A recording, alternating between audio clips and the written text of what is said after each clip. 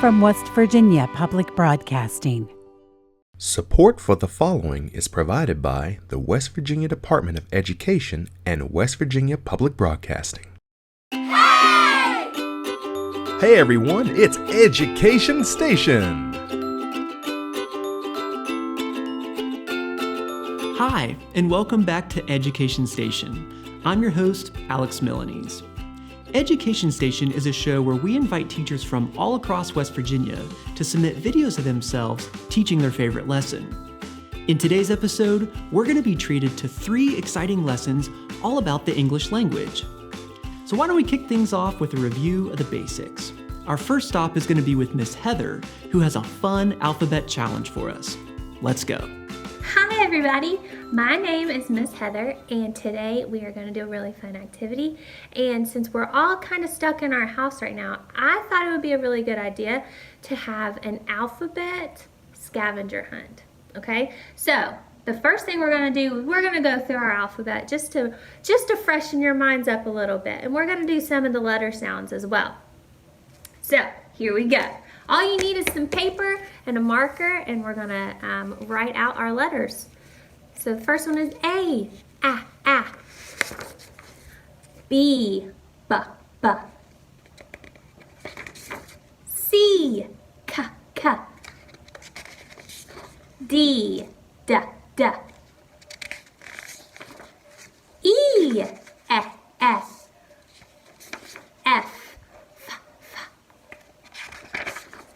G, G.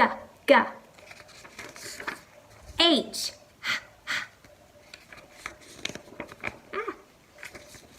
I,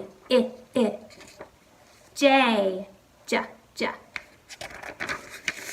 K, L, M, N, O, P, Q, R, S, T, U, V, W, X,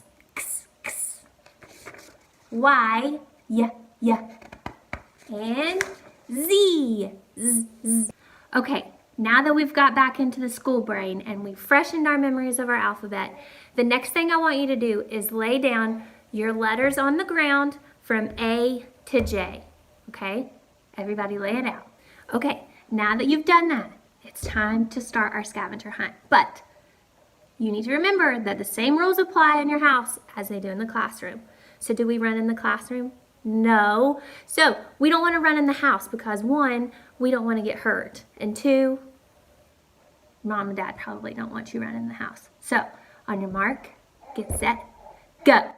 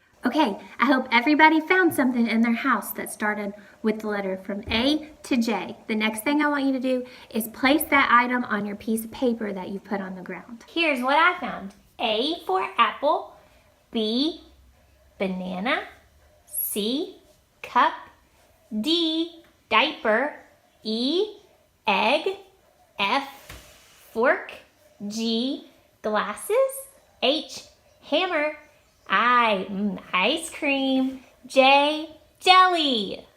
Okay, are you ready for the next round?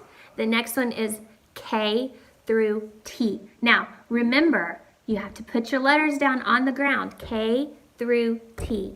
On your mark, get set, go.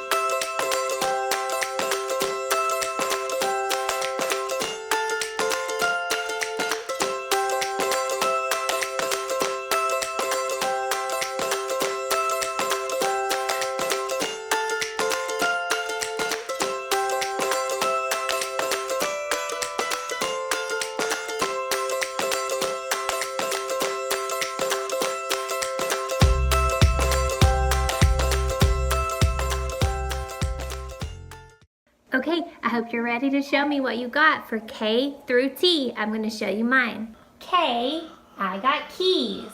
L, lotion. M, mustard. N, nuts. O, onion. P, pan. Q, Q-tip. R, ring. S, shampoo. And T, toothpaste. Okay. Now it's time for our final round, which you're going to do U through Z. Same way we did the last two rounds, but you're going to put them on the ground. And I have one exception. X is kind of a hard letter to find that starts in a word, so I will let you find something that has the letter X in it. Okay? Get ready, get set, go.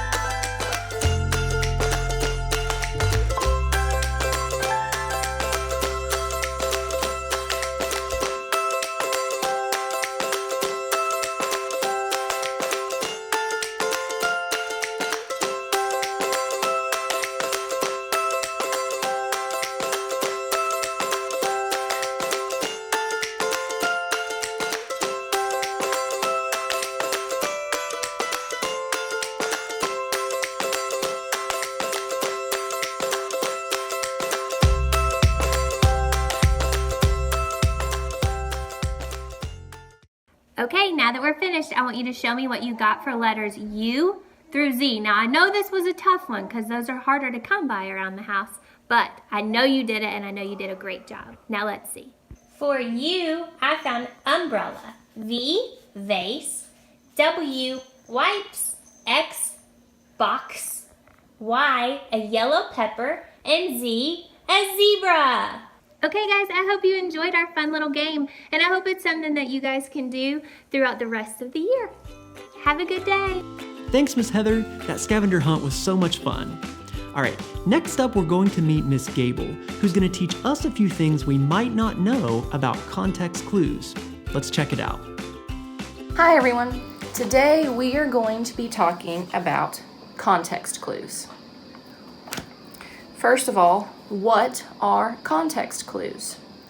Context clues are words inside of a sentence or a surrounding sentence that you can use to help you figure out the meaning of an unknown word. So, if you're reading a passage and you come across a word that you do not know, you can look in the sentence itself or in surrounding sentences for clues to help you figure out the meaning of that unknown word. Why do we need context clues? Well, when an author, whether that be the person sitting beside you in class or your favorite author that you read, when an author chooses a word, they choose that word for a specific purpose. Sometimes they choose that word to show the severity of a situation. For example, if I wrote a sentence that said, I was mad because my sister broke my toy, everyone knows the general definition or feeling associated with the word mad. However, what if I'm not just regular mad? What if I'm really mad that my sister broke my toy? Instead of using the word mad, I can bump it up and I can say, I was furious when my sister broke my toy. By changing out mad for furious, it lets the reader dig a little deeper into my mind and see exactly how mad I am. So, why we use context clues is to help us better understand what the author is trying to share with us. Now, there are lots of types of context clues. Today, we're just going to cover 4 general types. Those are synonym clues. Synonyms are words that have basically the same meaning, like cold, chilly. Those have the same meanings. They mean the same thing. Antonym clues are words that have opposite meanings, like hot, cold, happy, sad.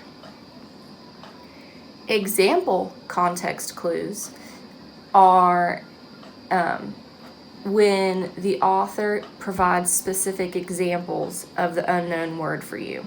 Typically, they're seen in a list, but they're not always in a list, so be careful with that. The best and easiest type of context clue is usually an explanation type of context clue. And with explanation types of context clues, you will usually see lots of commas, 2 commas to be exact. It will have the word, and then a comma, and then a definition or an explanation of what that word means. Now, we are going to do some think alouds with some sentences containing unknown words. The first sentence we're going to read today says, the dessert tasted so exquisite that I complimented the chef on its wonderful taste. Now you'll notice that I have the word exquisite underlined. Exquisite is my unknown word. I don't know what it means. So I'm going to have to look for context clues to help me figure it out. So when I do this, I typically like to make a mind movie and picture what's going on in my mind here. When I read this sentence, I picture someone eating dessert. It also said that they complimented the chef because of its wonderful taste. So I know that this dessert tasted really good. It tasted wonderful. Going back to my unknown word, the dessert tasted so exquisite that I complimented the chef. Are there any words in my sentence that can help me figure out what exquisite means? Well, I know that they complimented the chef because it tasted wonderful. It tasted wonderful, and here it says it tasted exquisite. Exquisite and wonderful must mean the same thing. They are synonyms. In order to check myself, I'm going to put my new word, wonderful or good, in the blank of my unknown word and see if the sentence makes sense. The dessert tasted so wonderful that I complimented the chef on its wonderful taste. It matches. So exquisite must mean good or wonderful. Our next sentence says, I was conscious during the thunderstorm, but I wished I could be asleep like my dog. So again, think about the situation at hand. We know there's a thunderstorm going on. We know that this person's dog is asleep. We know that this person wishes they could be asleep like their dog. So they want to be like their dog. They want to be asleep. But they're not asleep.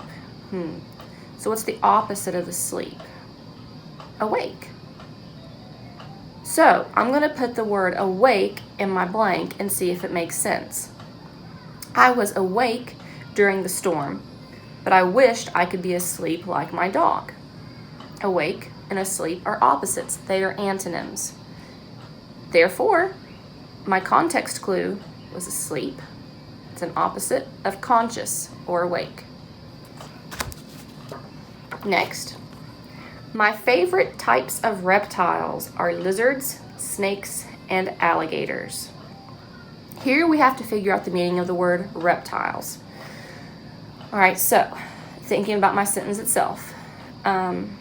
This person has a favorite type of something. They like snakes and lizards and alligators. Well, snakes, lizards, and alligators are all kind of similar. They must all be examples of reptiles. So reptiles must be the classification for these three examples. So here, my context clues are example clues, and they are lizards, snakes, and alligators. Now we have a baby whale is dependent or depends on its mom for the first year of life. The word I have to figure out now is dependent. So think about the situation. It's talking about a baby whale and a mom, and it mentions the first year of its life. Well, taking that and applying it to what I know about the real world, I know that babies, especially babies under 1 year old, have to stay with their mommies. Now I'm going to look deeper into my sentence and see if there are any clues. Dependent or depends on. This is my favorite type of context clue. This is an explanation type of context clue. You'll notice it gives the definition of dependent, depends on. And it has those two commas I told you about, one after dependent and one after the definition. So these are our 4 types of context clues. Now I'm going to give you a little quiz and see what you can do using your newfound skills. All right, now it is time for your pop quiz. We're going to look at some sentences and try to figure out the meaning of unknown words using our context clues. Here's our first one. He was so downhearted about the loss that all of his friends saw the sadness on his face. The word we have to figure out is downhearted. Think about the context of the sentence first. What's going on here? Now, look for any synonyms, antonyms, explanations, or examples of what downhearted might mean.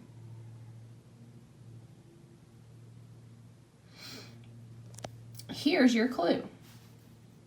There is a synonym for downhearted. Do you see it? If you said sadness, you are correct. Downhearted and sad are synonyms. They mean the same thing. Let's try another one. His normal route was blocked, so he had to take an alternate route home. Let's figure out what alternate means. Are there any synonyms, antonyms, explanations, or examples of alternate? Here's a hint. This sentence has an antonym of alternate, an opposite. Have you found it? If you said normal is an antonym of alternate, you would be correct. So what's the opposite of normal? The opposite of normal is different. Let's put that in our blank and see if it makes sense. His normal route home was blocked, so he had to take a different route home. Great job, guys. Let's try another one. Equines, such as horses, mules, and donkeys, need to have their feet trimmed regularly. What are equines? I see a list here. Do you see it? Our list has horses, mules, and donkeys. This is an example type of context clue. Equines must be horses, mules, and donkeys. Those things are all very similar, so we know that an equine could not be a dog, a cat, or a chicken. Now, one last one. Patriots would often rebel or defy King George's orders. What does rebel mean? I see 2 commas. In between those 2 commas is an explanation or a definition of what rebel means. Do you see it? If you said defy, you would be correct. Patriots would often rebel or defy King George's orders. Well, thanks for tuning in, guys. I hope that the context clue lesson helps you as you're reading. Bye. All right, thanks, Miss Gable. I feel like I'm learning so much that my brain weighs 1,000,000 pounds. Well, that's not literally true, but it is a good example of something called figurative speech. For more on this topic, let's go visit Miss Mandola. Hi guys, this is Miss Mandola, and today I am going to be teaching you a lesson on one of my favorite topics, figurative language. Figurative language refers to a word or a group of words that does not have their normal literal meaning. A lot of times these words can be fun or silly, and they're used to make a point or to get the reader's attention. These figurative language words can be found in books and a lot of times are used in poems. Today, we are going to study 4 different types of figurative language. And to do so, we are going to put them into a foldable book. All you need is 3 materials to do this. First, you're going to need a pair of scissors, a writing utensil, and a piece of paper. Once you get your piece of paper, you are going to fold it long ways. I like to call this hot dog style because if you were to open it up, it would almost look like a hot dog bun. Now, once you have folded your piece of paper, we are going to use our scissors to cut 4 slits into our paper, making 5 different flaps. So if you see here, I went ahead and did 2 of them, and you're just going to continue to do that. You're only cutting the top layer of the paper, leaving the bottom one untouched. Now, once you have all 5 of your flaps, you are going to label them. And at the very top, you are going to label your first flap, figurative language. Then, you are going to make your second flap, and this is our first type of figurative language. This is called a simile. Then you are going to do your third flap, which is metaphor. After that, your next flap will say hyperbole. And then your last flap, you can label it an idiom. Once you have all of your flaps labeled, we are going to flip open to our simile. And your paper will look like this. You'll flip it open, and we are going to write down a definition of what a simile is. And a simile compares 2 things using the words like or as. And an example of that is, Riley is as lazy as a sloth. So you see that we have the word as within that sentence, making it a simile. Then you can go down to your next flap, which is a metaphor, and open that up. And we'll do the same thing. We're going to write down the definition and then an example. So our definition for metaphor is a lot like simile. Compare 2 things, but this time you do not use the words like or as. Our example sentence is, the clouds were cotton balls in the sky. So we're comparing the cloud to cotton balls. But we do not have like or as in this sentence, making it a metaphor. Our next flap is a hyperbole? The definition for a hyperbole is an exaggeration for effect. The example sentence says, "My homework took 8 million years to finish." Well, we know homework would not really take 8 million years. But the person writing this sentence wants us to know it took a really long time to finish, which is exaggerating for an effect, making it a hyperbole. And last but not least, we have our idiom. Now, our definition for idiom says, a phrase that has a different meaning than what it says. For example, the test was a piece of cake. Well, we know that the test was not actually a piece of cake, but this saying is a very common saying to show that this test was really easy. So the words don't really mean what they say, making it an idiom. Once you've completed this, you should have a book with 5 different flaps that you can open and see the definitions as well as an example. So let's put this to the test. I am going to give you a sentence and I want to see if you know what type of figurative language it is. All right, first up we have, the walk was 1,000 miles long. Is this sentence a simile, a metaphor, a hyperbole, or an idiom? If you notice, there's no words using like or as. There's nothing being compared. So if you guessed hyperbole, you were correct. This sentence is a hyperbole. This was a big exaggeration.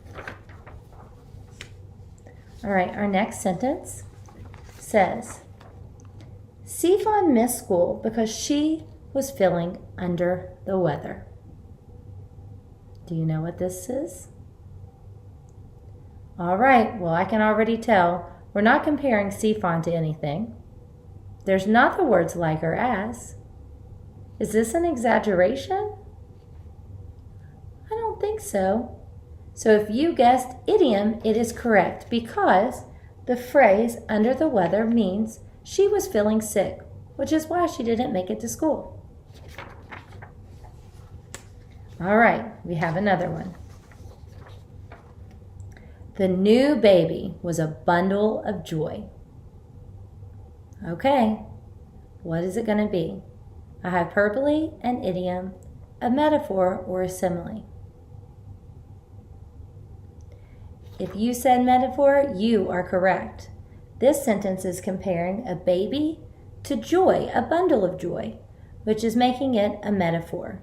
It doesn't use the words like or as, so therefore we know it could not be a simile. All right, last but not least. My brothers are as loud as cymbals banging together.